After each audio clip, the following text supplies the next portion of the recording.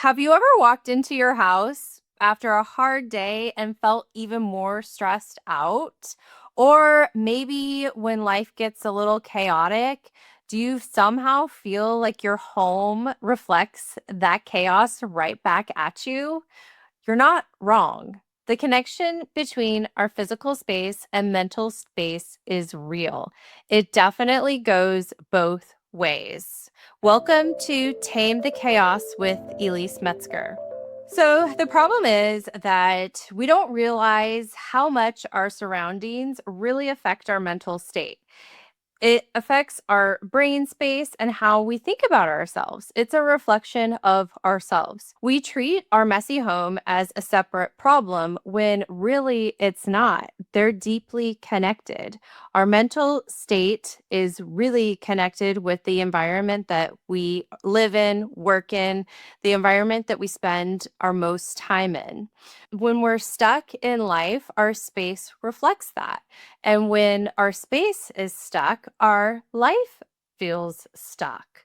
So, I'm going to tell you a personal story that really is like a major example of how your space can reflect your life. So, let me start. I've mentioned this a little bit before in a previous episode about the home that we had bought as a fixer-upper. We planned to remodel it and we never ended up remodeling it. So, this house that we lived in, it was in like dire straits. It didn't have a heater. We live in Southern California, luckily, so it doesn't get terribly cold, but it was like falling apart. There was one closet that just it was such an old house that it had this like stale smell that I just couldn't get out, and I like refused to put anything in it because I could not get the smell out. We should have like painted it, but we were waiting to do like a bigger remodel. Anyway, back to back to the state of the house. So the house, it was in dire straits. The kitchen was falling apart, like the drawers were falling apart. We had boxes, unpacked boxes in the garage. We were living in our future house, but we were like waiting to live in our future house. We never really got settled into this house where we were living in it. So it was really hard to get comfortable in the space. It didn't feel like us, it didn't match our lifestyle. And we just kept waiting. We thought, like, we're not going to remodel that little space because we just want to wait for when we remodel everything. We were really like all or nothing. And at that point of our lives, when we lived in that house, it was nothing. And so our lives reflected that. And you don't realize it at the time. Honestly, when we were living in that home, I didn't realize it. I didn't realize how much the home really affected my personality, my life, my mental state. To be honest, I wasn't really in a joyful state. I wasn't the happiest I've been. Not like we should all be super happy all of the time, but sometimes I had a little bit of like depressive moments just because I wasn't happy in the space I was living, and it was really hard to make the space be ours and fit our life where we were now. We kept living in the future. So, anyway, it was all or nothing, and our life felt the same, all or nothing. It was nothing. So, that happened for maybe a little over a year. And, in addition to having little depressed episodes or, like sad episodes, just not really happy, feeling like we're not moving forward, not growing, waiting to do things because we were waiting for the remodel. Since we were waiting for the remodel, we were also waiting to do things in our life, putting things on hold. The whole environment that we lived in, everything was on hold, our life and our home. So, in addition to being a little bit sad at times, a little depressed at times, my relationship with my husband wasn't the greatest. I think because we were both really stressed out, we weren't happy in the house. So that really took a toll. And then financially too, we were waiting to do this like whole remodel, and After the pandemic, cost of building everything prices like went up. And so we were really strained like on everything, our relationship, like finances, like stress. It was really stressful. So anyway, that part of our life is over, but looking back, it's super frustrating first of all, especially like for me, I am an organizer, like I like to be have it together, organized, and it was really actually just not a good feeling. It was really frustrating to look back and just, I feel like it's wasted time, but that was all or nothing. Life felt like on hold was all or nothing. So after we moved, after feeling frustrated, like after realizing how frustrated we were that we did that, we moved into a new home. And this probably happened like a year ago. Looking back, we are in a completely different space. We are in a new home that fits our lifestyle, like similar location. Our relationships are better. We're doing so much better. That's another thing. I couldn't really focus on my business because I was always focusing on the house. It was like a hamster wheel. Like we were just kind of like patching up little spots. It wasn't sustainable. It wasn't a good fit for us. But now that we're in a new home, we feel lighter. And I can see it in my son. I can see it in my husband. I see it in myself. We're lighter. We have more time to focus on the things that we want to do. We're in a home that fits our lifestyle. Everything fits, it flows, it fits us. And so, therefore, we can move on with our lives. We can grow. We can move forward. It's a all or nothing. And this is all because we are in a good environment. So, just recently going through this, a year isn't really a super long time ago. Just recently going through it, it's really fresh in my mind. And this is like a major example, like just the entire house. But this could apply to other spaces too. Maybe just your kitchen or maybe just one bedroom. Maybe there's a bed or like a piece of furniture in one room that you might want to move out and you're saving it for the future. You think you might need it, or you're attached to it because it was your great grandmother's and it's like kind of weighing on you. Like, I don't know what to do with it. Like, it's like you're stuck. Even acknowledging that, like maybe walking around your house and seeing if there's anything that makes you feel stuck or, just doesn't make you feel like a good reflection of yourself. Kind of like the Marie Kondo, keep whatever brings you joy. Like if something doesn't, and that's kind of a bit excessive to be honest, but there's some functional things that I don't think are the prettiest. They don't bring me that much joy, but I need them. So anyway, but just to maybe that doesn't apply to this, but maybe just walk around your house and see if anything like brings out those feelings in you. Now that we moved, we feel lighter. Our relationships are better with ourselves. We feel better about ourselves. We're more confident. We are growing in life. We're moving forward. We're doing the things that we've wanted to do, not waiting, not putting a hold on it. Our lives reflected that house, and now our lives reflect this house. So, another example I want to give is a client example. And this was different from my own personal experience, from my perspective, watching a client, helping support a client through a hard transition. This one was just really impactful for me. One of my clients came to me after a divorce. She had divorced her husband and she worked full time. They had a small son, and she came to me and just was so overwhelmed. She didn't know what to do in her house because they had been like sharing the house. And anyway, the house looked like a tornado went through it. It looked like somebody ransacked their house. Like, like if somebody breaks in, like a burglary, it's like that typical scene of just like the drawers just pulling out and like everyone, like things are like shuffled, everything's out of its place. It looks like somebody came in a drawer and like took everything out and just threw it back in. And this was like all of the drawers, all of the closets, like it was just in shambles. The garage, it wasn't in good shape. And as you can imagine, if you've ever been through this, or I personally have not, but I have known people who have gone through divorces, and They say one of the number one stressors in life, moving, divorce, baby, those big transitions. Anyway, you can only imagine how much despair this lady was in. So, that is an obvious example of a space just, first of all, not being functional and just like overwhelmed. If anyone looks at that, you would feel overwhelmed. So, going through a divorce and then having to live in a space like that would just be sad. Not ideal, not ideal. So, anyway, we worked room by room over the next couple of months after first meeting, and we sorted through things, we decluttered, we sold things.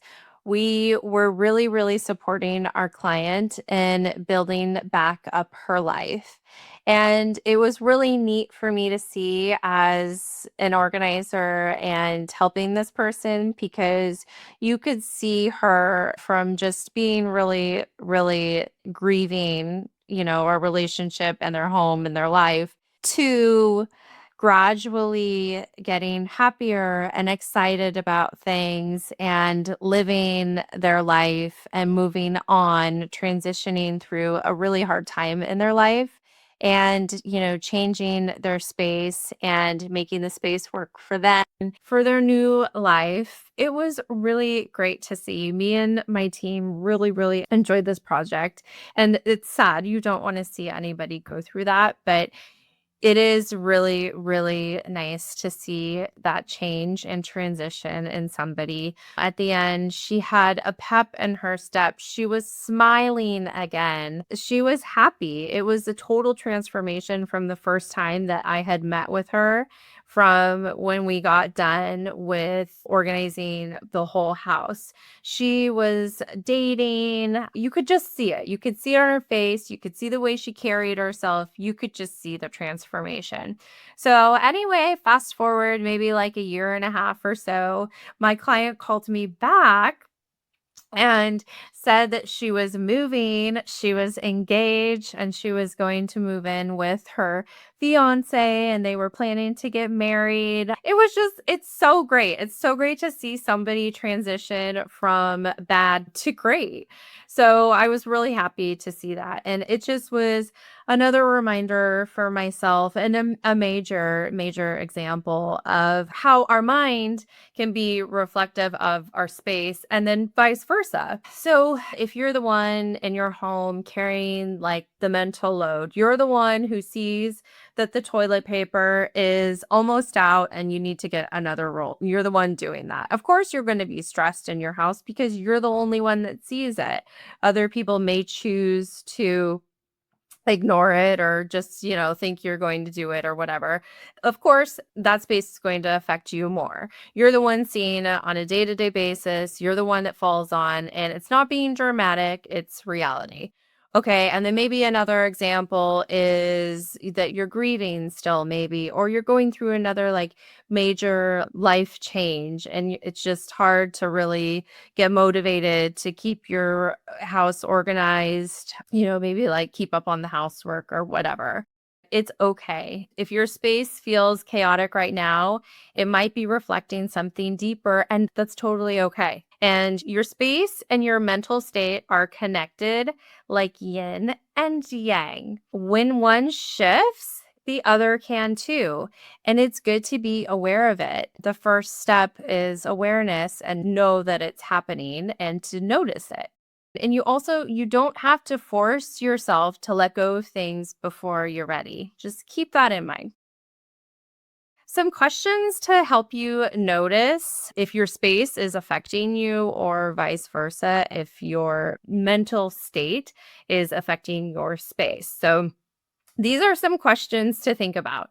So, what area of your home do you avoid? Is it the bedroom, the garage, the closet? There might be something there. And what room do you escape to? And what does that tell you? What does that tell you about a room that you always want to be in? Maybe notice the good things. Maybe notice around your house what you do love and what makes you feel good inside. And then, is there a space that's been waiting for something, waiting for the remodel, waiting for the kids to get older, waiting until you have time? What else in your life feels like it's on pause? Some common ways that this shows up and that we always don't connect it is maybe that you're constantly shopping for bins, organizers, the thing that will finally fix it. Maybe a new outfit, getting a new hairstyle, buying all of, the beauty products. I'm guilty of this. I tend to shop sometimes and I notice it. Like, what am I really needing? You don't have to be like a hoarder, but sometimes like I stock up on things like too much. Like, why am I doing this? And so it's good to take notice of that because those little dopamine things, and that's such a huge thing with like Instagram and like the world we live in. We just have access to so many things and like we're pitched on buying so many different products, services, like it's a real thing. And that dopamine thing is something really I'm sure that we can all relate to. Some other common ways that this would show up is maybe you find yourself scrolling on the phone at night or in the day or whatever, if you have something else to do, snacking, numbing out at night because your space doesn't feel restful for you. Maybe another one is you don't want to invite people over. You think that you're just waiting to get it perfect or you're embarrassed of the way your home looks. And, totally, I can relate to that. When I lived in my fixer upper, I didn't want anyone coming into my space. Like, I didn't want anyone to judge me for the home I lived in, especially being a professional organizer and living in a home in that state. So I can totally relate to that one. But I must tell you, first of all, anybody who comes into your home and judges you or says anything, then they're not, if they're a family member, sometimes you have to invite those people over. Uh, but, if they're a friend or whatever, if they do any of that, then it's not even worth your time inviting them over. You don't want to spend your time with anybody like that anyway. Another one is maybe you're being short with your kids, your partner, you can't figure out why. Maybe you're overstimulated in your home and you're just like chaotic, you feel chaos, but that could be mind as well. But maybe if you are overwhelmed or overstimulated in life in general, maybe you can look at a space in your home. If you don't have one, maybe create one, like a little space in your home that you do love that does bring peace and joy and that's organized and it feels good for you. And then another one is maybe you stop doing the things that you enjoy. The craft room might be buried, unkept, or your exercise equipment you just don't use anymore. Maybe the kitchen feels like too much to deal with. I see it a lot. I see it a lot as a professional organizer. It's nothing to be ashamed of. You can do something about it, and it just takes little small steps. The first step is awareness and making that connection. That's the very first step to doing that, to improving it and moving on from the situation. So let's reframe this. Let's reframe this whole thing. Now that we've made some connections, maybe thinking a little bit about our own home and what we might avoid or what we might be putting off or something that bothers us that maybe creates a block in our own mind. It's not about having a perfect home. It's about recognizing the relationship between where you are mentally and what you see around you. Here's the thing, it works both ways. Sometimes we may need to work on our mindset first, but then other times we may need to work on our space first to help our mindset. And this could be something like tackling a drawer, one drawer at a time, one corner, one pile, maybe taking one item from the pile or taking one item and decluttering that item, throwing away, maybe just picking out the things that need to be discarded. It's the little steps that make up the big picture and creates habits that will get you to where you want to be. So the takeaway, the reflection question is walk through your home this week and ask yourself, what is my space telling me about where I am right now in my life? And this isn't to be judgy or criticize you or criticize yourself. This is just to take notice and acknowledge where you're at. It's to acknowledge where we're at and what could possibly be affecting us mentally that's in our physical space. Just take note. It's hard for us to, if we're in a space every day, if we're in our homes every day, we kind of get numb to it. And sometimes we just push things so aside that we forget about it and it's just not noticeable anymore, but it's really affecting our mental state. So I think this is a really good thing, especially at the beginning of the year, to really just scan through your home and see if you can make any of those connections. So remember to be easy on yourself, and it's about progress over perfection. Taking action, even if it's small, is better than doing nothing at all. Hit follow so you don't miss the next episode. And if you think someone needs to hear this, please share. I'll see you next week.